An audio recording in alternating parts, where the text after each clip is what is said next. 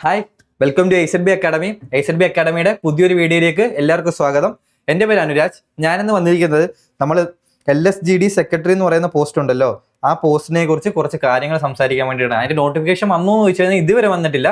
പക്ഷേ നമ്മൾ എന്ന് വരും, അതിൻ്റെ കാര്യങ്ങളെല്ലാം പ്രിഡിക്റ്റ് ചെയ്യാൻ പോകണം. എങ്ങനെ പ്രിലിംസ് എന്നായിരിക്കും, മെയിൻസ് എന്നായിരിക്കും, അതിനുശേഷം നോർമലി ഇതിൻ്റെ എത്ര ഡ്യൂറേഷൻ ഉണ്ടാവും, ഈ തവണത്തെ ലിസ്റ്റ് എന്നാണ് വന്നത്, അടുത്ത തവണത്തെ ലിസ്റ്റ് എന്ന് കയറണം, അപ്പോൾ അതിന് വേണ്ടിയിട്ടുള്ള കാര്യങ്ങൾ, ഇതിന് വേണ്ടിയിട്ട് നമുക്ക് എന്തൊക്കെ ചെയ്യാൻ പറ്റും എന്നുള്ള കാര്യങ്ങൾ ഡീറ്റെയിൽസ് എല്ലാം നിങ്ങളിലേക്ക് എത്തിക്കാൻ വേണ്ടിയിട്ടാണ്. നമുക്കറിയാം സെക്രട്ടറി പോസ്റ്റ് എന്ന് പറഞ്ഞു കഴിഞ്ഞാൽ എന്താണ്, നമുക്ക് ഗസറ്റഡ് പോസ്റ്റ് ആണ്. ഒരു പഞ്ചായത്തിന്റെ അധികാരങ്ങൾ ഫുള്ള് പഞ്ചായത്ത് സെക്രട്ടറി ആണെങ്കിലും പഞ്ചായത്തിലെ എല്ലാ തീരുമാനങ്ങളും എടുക്കുന്ന ആരായിരിക്കും?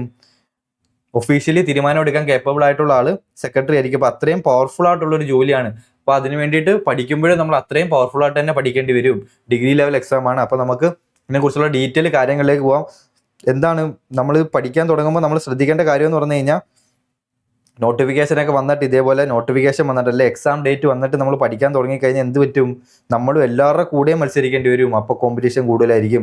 നമുക്ക് നേരത്തെ തുടങ്ങിക്കഴിഞ്ഞാൽ നമുക്ക് എന്താണ്, വിജയം ഉറപ്പാണ്. നേരത്തെ തുടങ്ങിക്കഴിഞ്ഞാൽ നമുക്ക് എന്ത് ചെയ്യാം? നമുക്ക് ഒരു ലാപ്പ് മുമ്പേ, എല്ലാവരും തുടങ്ങുന്നതിന് ഒരു ലാപ്പ് മുമ്പേ നമുക്ക് എന്ത് ചെയ്യാൻ പറ്റും? നമുക്ക് കോൺഫിഡൻ്റ് ആയിട്ട് എക്സാമിന് വേണ്ടി പ്രിപ്പയർ ചെയ്യാനായിട്ട് പറ്റും. അപ്പോൾ നമുക്ക് കാര്യങ്ങളിലേക്ക് വരാം. ലാസ്റ്റായിട്ട് വിളിച്ച നോട്ടിഫിക്കേഷനാണ് ഞാനിവിടെ കൊടുത്തേക്കുന്നത്. ലാസ്റ്റായിട്ട് വിളിച്ച നോട്ടിഫിക്കേഷനാണ്. എന്നാണ് ഇത് വിളിച്ചത്? 31/1/2024 എക്സാം വിളിക്കുകയുണ്ടായിരുന്നു. നമുക്കെന്താണ് ഇതിൻ്റെ പേ സ്കെയിൽ എത്രയാണ് വരുന്നത്? 51,000 to 1,00,000, 1,10,000-നും 51,000 ഇടയ്ക്കുള്ള പൈസ നമുക്ക് എന്ത് കിട്ടും? അപ്പം നല്ല പേ സ്കെയിൽ ഉള്ളൊരു ജോലിയാണ്. അതുപോലെ തന്നെ എത്ര പ്രായപരിധി വരെ? അന്ന് 36 വയസ്സ് വരെയായിരുന്നു നമുക്ക് എഴുതാൻ പറ്റിയിരുന്നത്. എന്നാൽ ഇന്ന് നമുക്ക് എന്ത് പറ്റും?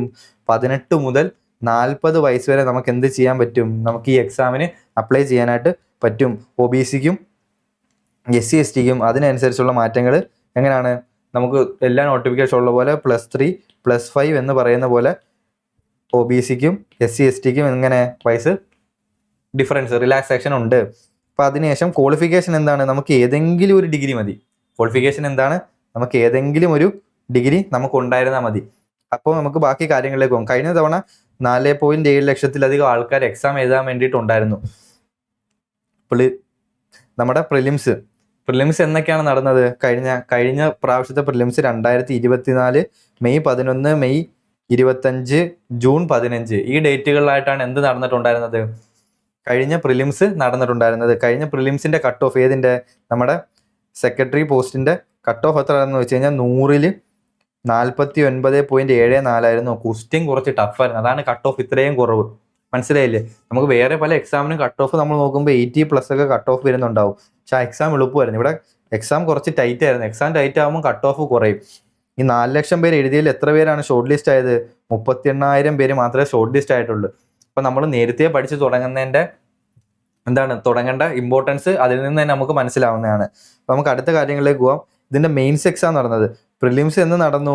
മെയിൽ ജൂണിൻ്റെ തുടക്കത്തിലായിട്ട് നടന്ന ടൈമിൽ എന്നാണ്? നവംബർ എന്ന് വെച്ചാൽ ആ വർഷം അവസാനമായപ്പോഴത്തേക്കും എന്ത് വന്നു? മെയിൻസിങ് എത്തി. മെയിൻസിൻ്റെ കട്ട് ഓഫ് 95 കാണുമ്പോൾ 100-ആണെന്ന് വിചാരിക്കേണ്ട. മെയിൻസ് 2 സ്റ്റേജായിട്ടാണ്. 2 സ്റ്റേജിൽ 100 മാർക്ക് വെച്ചിട്ടുള്ള എങ്ങനെയാണ് എക്സാംസ് ആണ്. ഈ 100 മാർക്കുള്ള എക്സാമിൽ 200-ലാണ് എന്ത്? 95.66. അതും ടൈറ്റ് എക്സാം ആയിരുന്നു. അതാണ് കട്ട് ഓഫ് ഇത്രയും വന്നത്. കാരണം മെയിൻസ് ലിസ്റ്റിൽ ഈ 95.66 കട്ട് ഓഫ് വന്നിട്ടും 471 പേരാണ് മെയിൻസ് ലിസ്റ്റിൽ വന്നത്. ടോട്ടൽ ലിസ്റ്റിൽ എത്ര പേര് വന്ന്? 927 പേര് ടോട്ടൽ ലിസ്റ്റിൽ വന്നിട്ടുണ്ടായിരുന്നു. ഈ ഡേറ്റ് ആണ് ഇമ്പോർട്ടൻറ്റ്. നമുക്കറിയാം ഫോഴ്സ് എക്സാമുകൾ പോലുള്ള എക്സാമുകൾ അല്ലാത്ത, അല്ലെങ്കിൽ വളരെ ചുരുക്കം എക്സാമുകൾ അല്ലാത്ത ബാക്കി എല്ലാ PSC വിളിക്കുന്ന എക്സാമുകളുടെയും കാലാവധി എത്രയാണ്? ലിസ്റ്റിൻ്റെ കാലാവധി 3 കൊല്ലമാണ്. അങ്ങനെയാണെങ്കിൽ അടുത്തത് ലിസ്റ്റ് എന്ന് വരണം? 2028 7-ാം മാസം അല്ലെ 8-ാം മാസം നമ്മളുടെ അടുത്ത ലിസ്റ്റ് വരണം. അടുത്ത ലിസ്റ്റ് ആ ഡേറ്റിൽ വരണമെങ്കിൽ നിങ്ങളൊന്ന് ആലോചിച്ച് നോക്കിയേ. നമ്മളിപ്പോൾ ഈ പറഞ്ഞതുപോലെ തന്നെ ആദ്യമേ നോട്ടിഫിക്കേഷൻ വിളിക്കണം. നോട്ടിഫിക്കേഷൻ ഞാൻ പ്രതീക്ഷിക്കുന്നത് നമ്മുടെ ഈ കൊല്ലം ഒരു എൻഡോടുകൂടി 2026 ഒരു നവംബർ ഡിസംബറോടുകൂടി നമുക്ക് വരുന്നതായിരിക്കും? 2026 നവംബർ അല്ലെങ്കിൽ ഒരു ഡിസംബർ മാസത്തോടുകൂടി നമുക്ക് നോട്ടിഫിക്കേഷൻ വരാൻ സാധ്യതയുണ്ട്. അങ്ങനെ നോട്ടിഫിക്കേഷൻ നമുക്ക് വന്നു കഴിഞ്ഞാൽ നമുക്ക് ഉറപ്പായിട്ടും പറയാം അടുത്ത ജൂൺ ജൂലൈയോടുകൂടി ഒക്കെ തന്നെ നമുക്ക് പ്രിലിംസ് നടക്കാൻ സാധ്യതയുണ്ട്. ആ വർഷം എൻഡോട് കൂടി തന്നെ നമ്മുടെ മെയിൻസ് നടക്കാൻ സാധ്യതയുണ്ട്. ബാക്കി ഇന്റർവ്യൂവും പ്രോസസ്സും ഇന്റർവ്യൂവും ഡോക്യുമെന്റ് വെരിഫിക്കേഷനും അതേപോലത്തെ പ്രോസസ്സ് എല്ലാം കഴിഞ്ഞ് നമുക്ക് എങ്ങനെ 2028 തുടക്കത്തോടു കൂടി ഇല്ലേ 2028 നമ്മൾ പറഞ്ഞ പോലെ പകുതിയോടുകൂടി നമ്മുടെ ലിസ്റ്റ് പുറത്ത് വരുന്നതാണ്. അപ്പം പ്രോസസ്സ് ഇപ്പോൾ ഇങ്ങ് തുടങ്ങും. ഇപ്പം നമുക്ക് എന്ത് ചെയ്യണം? നമുക്ക് പഠിക്കണം. അപ്പം അടുത്ത കാര്യത്തിന് പോകാം. എങ്ങനെ നമ്മൾ പറഞ്ഞ പോലെ 900 ഇത്രയും പേരെ നമ്മൾ കഴിഞ്ഞ തവണ ആ തവണ എടുത്തെങ്കിലും 200 പേർക്കാണ് എന്ത് കിട്ടിയത്? ടോട്ടൽ അഡ്വൈസ് പോയത്. 200 പേർക്ക് കേരളത്തിൽ ടോട്ടൽ അഡ്വൈസ് പോയിട്ടുണ്ട്. അപ്പം നമ്മൾ എത്രത്തോളം നന്നായിട്ട് ഇത് പഠിക്കണമെന്നുള്ള കാര്യം നിങ്ങൾ ഓർത്ത് വെക്കുക. ഇനി നമ്മൾ എന്താണ് ഈ വൈ സെക്രട്ടറി ആ പോസ്റ്റിലേക്ക് നമ്മൾ എന്തിന് പ്രിപ്പയർ ചെയ്യണം? നിങ്ങൾ ഡിഗ്രി ഉള്ളവരാണെങ്കിൽ നിങ്ങൾ ഉറപ്പായിട്ടും എന്താണ് നമ്മൾ എയിം ചെയ്യുമ്പം മാക്സിമം എയിം ചെയ്യാൻ ശ്രമിക്കുക. ഡിഗ്രി പോസ്റ്റ് എന്നൊക്കെ പറഞ്ഞു കഴിഞ്ഞാൽ നമ്മൾ KS ഒക്കെ കഴിഞ്ഞ് കഴിഞ്ഞാൽ പിന്നെ അതേ നിലവാരം വരുന്ന പോസ്റ്റുകളാണ്. അപ്പം നമുക്ക് എന്ത് ചെയ്യാം?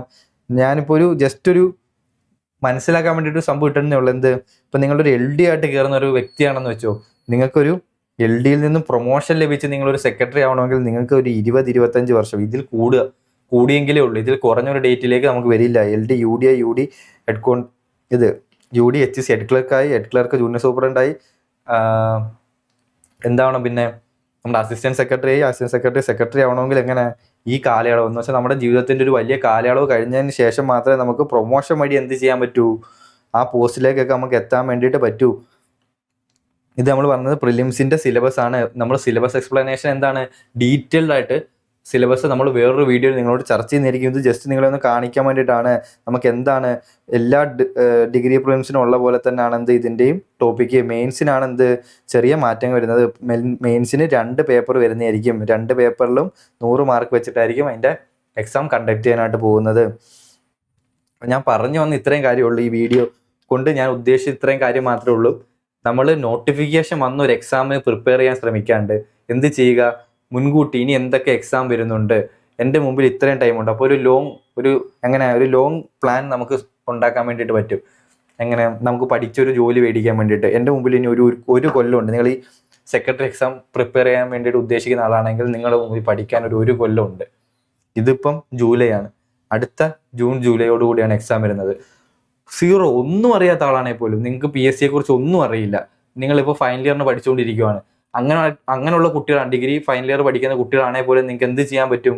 നിങ്ങൾക്ക് ഇപ്പോഴേ ഇതിനു വേണ്ടി പ്രിപ്പയർ ചെയ്ത് തുടങ്ങാൻ പറ്റും. 90% ആളുകളും PSC അപ്ലൈ ചെയ്യുന്ന 90% ആളുകളും നമ്മുടെ ഡേറ്റ് വന്നതിന് ശേഷം ഒരു ഉരുട്ടിപ്പരട്ട് മാത്രമേ നടത്താറുള്ളൂ. സിസ്റ്റമാറ്റിക്കായിട്ട് പഠിക്കുന്നവർക്ക് ഇന്നും ജോലിയുണ്ട്. ഒരാളാവാൻ നിങ്ങൾ ശ്രമിക്കുക. അതിന് വേണ്ടിയിട്ട് നമ്മൾ AZB അക്കാഡമി എന്ത് ചെയ്യുന്നുണ്ട്? നിങ്ങൾക്കൊരു കോഴ്സ് പ്രൊവൈഡ് ചെയ്യുന്നുണ്ട്. ജ്വാല ഡിഗ്രി പ്രിലിംസ് എന്ന് പറയുന്ന ഒരു കോഴ്സ് നിങ്ങൾക്ക് വേണ്ടിയിട്ട് നമ്മൾ ഇൻട്രൊഡ്യൂസ് ചെയ്യുന്നുണ്ട്. ഇതിനകത്ത് നമ്മൾ തരുന്നതെന്ന് വെച്ച് കഴിഞ്ഞാൽ ഇത്രേ ഉള്ളൂ. എക്സാം ക്രാക്ക് ചെയ്യാൻ വേണ്ടിയിട്ട് നിങ്ങൾക്ക് എന്തൊക്കെ തരാമോ? Recorded classes, live sections, PYQ, question discussions, അതേപോലെ മെൻറ്റർഷിപ്പ്, ഇതേപോലുള്ള കാര്യങ്ങളെല്ലാം നമ്മൾ ഇതിന് കൂടെ തന്നെ പ്രൊവൈഡ് ചെയ്യുന്നുണ്ടായിരിക്കും. ഈ എക്സാമിന് വേണ്ടിയിട്ട് നിങ്ങളെ ഇത് നമ്മുടെ കോർ സിസ്റ്റം പോലെ നമ്മൾ വിചാരിച്ചിട്ട് എന്ത് ചെയ്യും? നിങ്ങളെ ഇതിലേക്ക് എത്തിക്കാൻ വേണ്ടിയിട്ട് നമ്മളാൽ കഴിയുന്നെല്ലാം ചെയ്യും. പക്ഷെ നിങ്ങൾ എന്ത് ചെയ്യണം? നിങ്ങൾ ടൈം സ്പെൻഡ് ചെയ്യണം. എന്നാൽ മാത്രമേ നമ്മളുടെ രണ്ടുപേരെയും കോർപ്പറേഷൻ ഉണ്ടെങ്കിൽ മാത്രമേ എന്ത് ചെയ്യാൻ പറ്റുള്ളൂ? നമുക്ക് റിസൾട്ട് ഉണ്ടാക്കാൻ വേണ്ടി പറ്റുള്ളൂ. അപ്പം നിങ്ങൾക്ക് എന്തെങ്കിലും ഡൗട്ട് ഉണ്ടെങ്കിൽ എന്ത് ചെയ്യുക? നിങ്ങൾ ഈ കാണുന്ന നമ്പറിലേക്ക് ഒന്ന് കോൺടാക്ട് ചെയ്യുക. അതുപോലെ ഈ വീഡിയോയിൽ നമുക്ക് LSGD സെക്രട്ടറി എക്സാമിനെ കുറിച്ച് അതിനെക്കുറിച്ച് ഈ വീഡിയോയെക്കുറിച്ച് എന്തെങ്കിലും ഡൗട്ട് ഉണ്ടെങ്കിൽ നിങ്ങൾ കമൻറ്റ് സെക്ഷനിൽ കമൻറ്റ് ചെയ്യുക. നമ്മുടെ ടീം നിങ്ങൾക്ക് അതിന് വേണ്ടിയിട്ടുള്ള റിപ്ലൈ തരുന്നതായിരിക്കും. അപ്പം ഇതിനെക്കുറിച്ചിട്ടുള്ള തുടർച്ചയായ വീഡിയോകൾ വേണമെങ്കിലും എന്തെങ്കിലും ഡൗട്ട് ഉണ്ടെങ്കിലും അത് നിങ്ങൾ ഇടുക. നമ്മൾ ഇതിനെക്കുറിച്ച് കൂടുതൽ വീഡിയോകളുമായിട്ട് നമ്മൾ മുമ്പോട്ട് വരുന്നതായിരിക്കും. വരുന്ന എല്ലാ അപ്ഡേറ്റുകളെ കുറിച്ചുള്ള വീഡിയോ നിങ്ങൾക്ക് ഈ ചാനലിൽ നിന്ന് കിട്ടുന്നതായിരിക്കും. അപ്പോൾ ശരി, നമുക്ക് അടുത്തൊരു വീഡിയോ കാണുന്നവരെ ബൈ.